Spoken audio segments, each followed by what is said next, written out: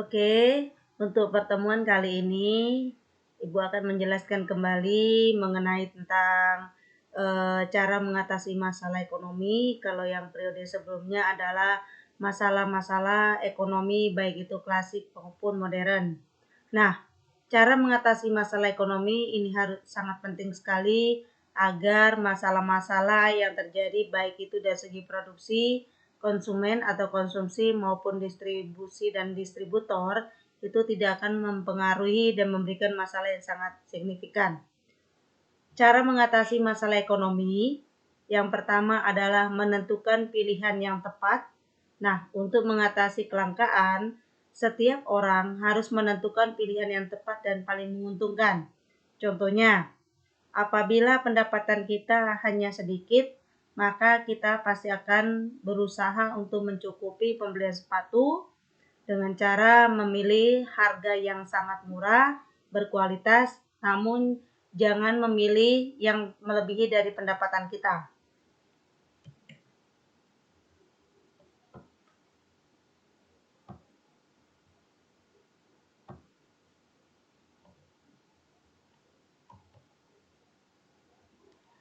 Nah, bagaimanakah cara menentukan pilihan?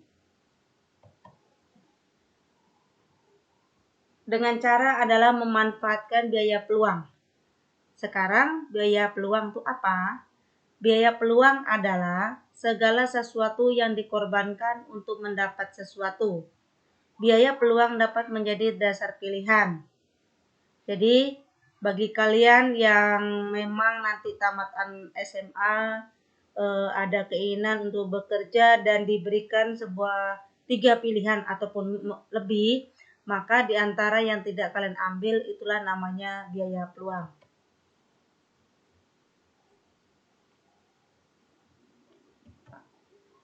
Kita review lagi yang masalah biaya peluang.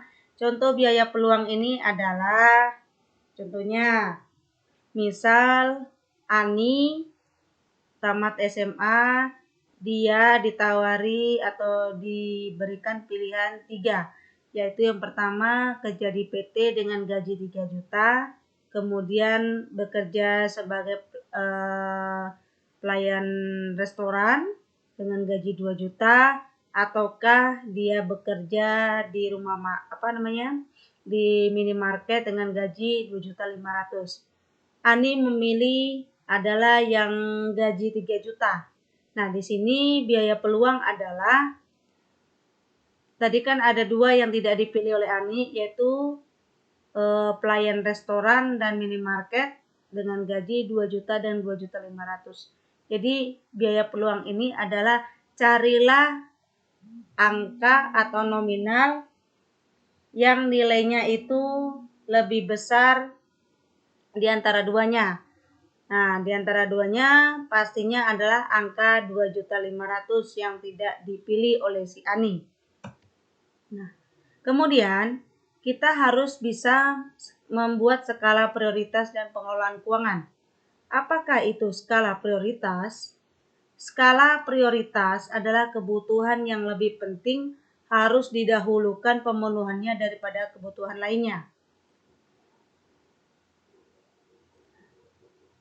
Yang pertama adalah prioritas 1, yaitu harus mencukupi dan kita harus mengutamakan kebutuhan primer, kebutuhan sekarang.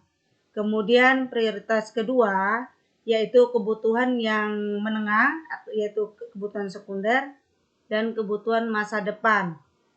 Dilanjutkan, setelah kebutuhan prioritas 1 dan 2 telah tercukupi, maka selanjutnya adalah kita bisa untuk memenuhi atau mengarah ke prioritas ketiga, yaitu kebutuhan tersier.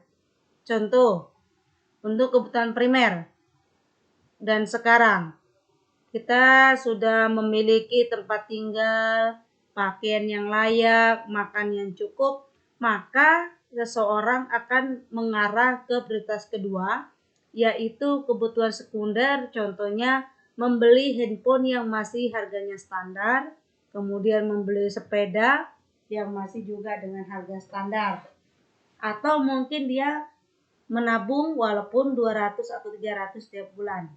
Nah, ketika semuanya ini sudah tercukupi, maka seseorang akan menambah pemikirannya, yaitu bagaimana cara memenuhi kebutuhan prioritasnya yang ketiga, yaitu kebutuhan tersier. Contoh, pada akhir tahun pada saat mendapatkan cuti, ada seseorang yang sudah membuat planning akan jalan-jalan ke Singapura, Malaysia ataupun Bali. Nah, itu salah satu adalah kebutuhan tersier. Atau mungkin dia lebih memikirkan pembelian handphone keluaran terbaru, misal yang harga 10 juta atau mungkin sampai 20 juta. Kedua, pengelolaan keuangan. Pengelolaan keuangan dapat dilakukan dengan yaitu membuat pembukuan keuangan. Nah, pembukuan keuangan ini nanti pada saat kelas 3 kalian akan belajar tentang akuntansi.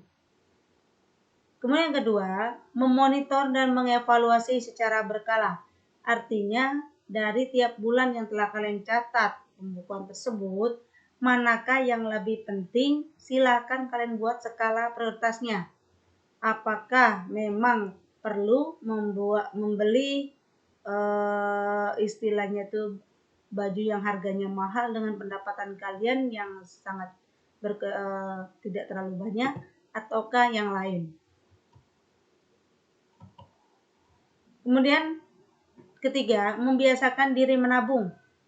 Membiasakan diri menabung maksudnya adalah walaupun uang yang dimiliki adalah uang receh atau logam ataupun berapa yang diperoleh setiap hari atau setiap bulan, silakan sisihkan apakah 50, 100, 200, 300 tergantung dengan kebutuhan ataupun pendapatan. Idealnya tabungan itu adalah minimal 10% dari pendapatan total. Nah, sekarang mengatasi masalah ekonomi mikro. Bagaimana nih mikro? Mikro artinya adalah kecil. Caranya adalah menentukan pilihan yang tepat untuk mengatasi masalah kelangkaan. Kalian sudah tahu tentang kelangkaan? Kelangkaan terjadi apabila kebutuhan manusia itu sangat banyak tapi tidak didaya dukung dengan sumber daya alam atau alat pemuasnya yang ada. Contohnya memilih faktor produksi tenaga kerja. Nah, ini contohnya ya. Pada saat kebutuhannya adalah memproduksi tentang tekstil, maka yang akan dipilih adalah orang-orang yang memang lebih paham dan ahli di bidang tekstil. Tidak mungkin adalah memilih orang yang jago di bidang memasak apabila dia harus tekstil. Bersinergi antar pelaku pasar dan industri untuk membentuk satuan yang lebih besar. Contohnya adalah kerjasama antara Nokia dan Microsoft. Nah, ini salah satu bentuk mengatasi masalah ekonomi mikro yang sifatnya global, artinya sudah memperluas ke usaha industri. 3. Membentuk kesepakatan di antara produsen dan konsumen. Kemudian menggunakan teknis analisis ekonomi mikro dan pemanfaatan analisis biaya peluang dalam rangka menentukan pilihan. Mengatasi masalah ekonomi makro yang lebih kompleks, yaitu kebijakan moneter, kebijakan yang dirancang pemerintah dalam rangka mempengaruhi jumlah uang yang beredar untuk memperbaiki kinerja perekonomian.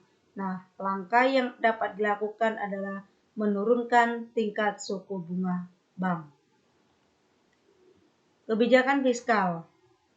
Kebijakan yang bertujuan mempengaruhi jumlah pengeluaran dan penerimaan pemerintah. Contohnya adalah sektor perpajakan. Artinya, ketika ada barang-barang yang masuk dari luar negeri, maka bea cukainya oleh pemerintah akan diturunkan supaya menggiatkan orang-orang yang melakukan transaksi di bidang ekspor dan impor. Kebijakan dengan arah harga barang murah dan bermutu, yaitu kebijakan dengan arah harga barang murah dan bermutu. Contohnya, pemerintah menyediakan infrastruktur jalan yang baik. Nah, coba kalian lihat ini.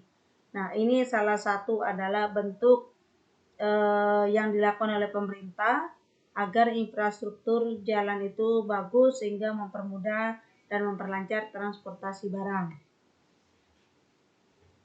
Oke, untuk materi sistem ekonomi akan dipelajari pada saat pertemuan berikutnya.